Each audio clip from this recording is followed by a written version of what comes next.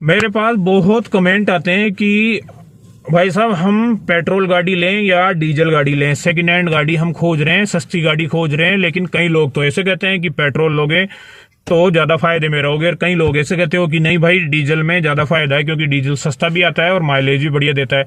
तो दोनों में से कौन सा लें? दोनों ही लगभग 1-1.5 लाख, 1 लाख, 1.5 लाख, 2 लाख, 2.5 लाख तक आराम से दोनों ही मिल जाते हैं। तो हम कंफ्यूज रहते हैं कि किस में है ज्यादा फायदा।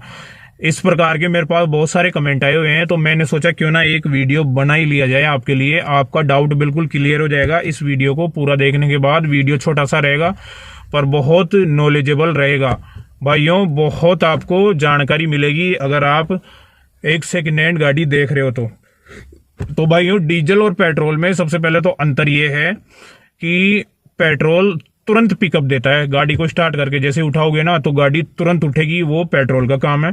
और डीजल की गाड़ी तुरंत नहीं उठेगी, धीरे धीरे चलेगी। लेकिन हाईवे पे जब गाड़ी चलेगी तो ज्यादा पावर जनरेट कौन करेगा? डीजल की गाड़ी। और पेट्रोल की गाड़ी थोड़ा कम पावर जनरेट करेगी। समझ गई? तुरंत उठाने में पेट्रोल ज्यादा पावरफुल है और तेज रफ्तार में पावर देने में डीजल ज्यादा पावरफुल है। ये सबसे पहला फर्क है दोनों में। अब सिंपल सी बात है, आप सेकेंड हैंड गाड़ी ले रहे हो, अगर आप डेली 100-150 किलोमीटर गाड़ी चलाओ तब तो आप डीजल लेना।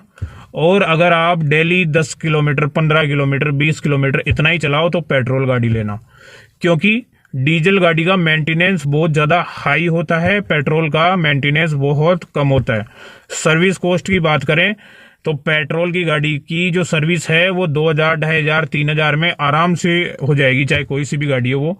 और डीजल गाड़ी में आपके 6,000, 7,000, 8,000 रुपए लगेंगे ही लगेंगे उसकी सर्विस करवाने में। पहला फर्क तो ये है, आप सोच रहे हो डीजल सस्ता आता है तो वो उधर लग जाएगा, आपकी सर्विस में लग जाएंगे वो पैसे। दूसरी बात, अगर डीजल के इंजन में कोई दिक्कत होती है तो उसका जो खर्चा आएगा वो लाखों में आएगा। पहले बता दूं आपको मैं, पेट्रोल का हजारों में होता है और डीजल की गाड़ी का लाखों में खर्चा आएगा। क्योंकि पेट्रोल की गाड़ी में अगर पूरे इंजन का काम करवाते हैं हम तो लगभग 40-45 हजार लास्ट। पूरी अगर डैमेज है इंजन तो 50,000, 55,000 में आराम से पूरे इंजन का काम हो जाएगा, A to Z उसमें सारे पार्ट्स नए डल के, और पूरा इंजन बन जाएगा 55-60 हजार में।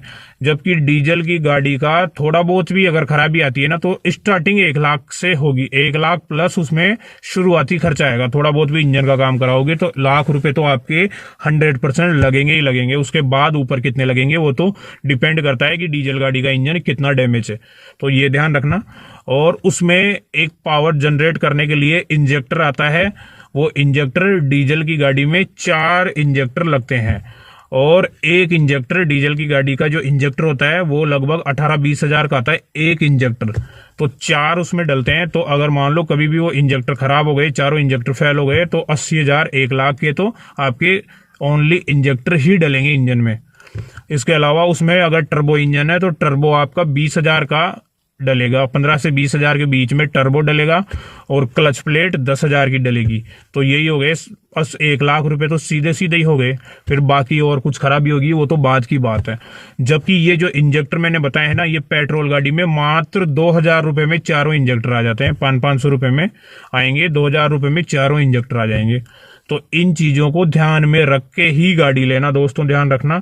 आप अगर मजे मजे में ले लिए कि यार डीजल गाड़ी ले लेते हैं, डीजल सस्ता है, 6-7 रुपए 8 रुपए सस्ता है, पेट्रोल महंगा है, तो डीजल गाड़ी ले लेते हैं फायदे में रहेंगे। बिल्कुल नहीं, ऐसा कुछ भी नहीं है।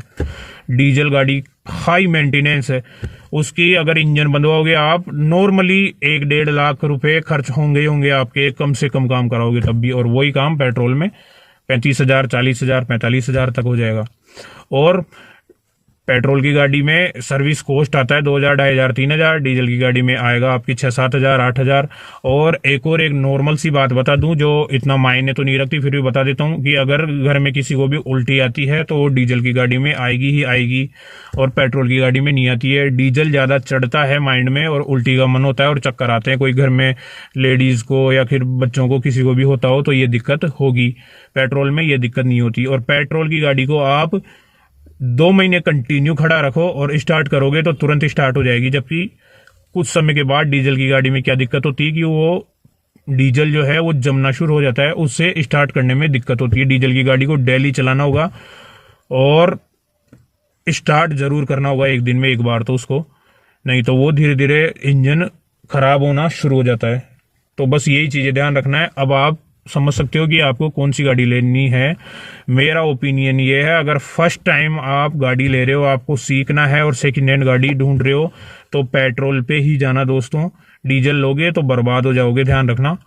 आई होप ये जो जानकारी मैंने आपको दी है ये आपको अच्छी लगी होगी। इसे ज़्यादा से ज़्यादा शेयर करना और चैनल को सब्सक्राइब जरूर कर देना। नीचे लाल कलर का बटन उसको दबा देना, कोई पैसे नहीं लगते इसके।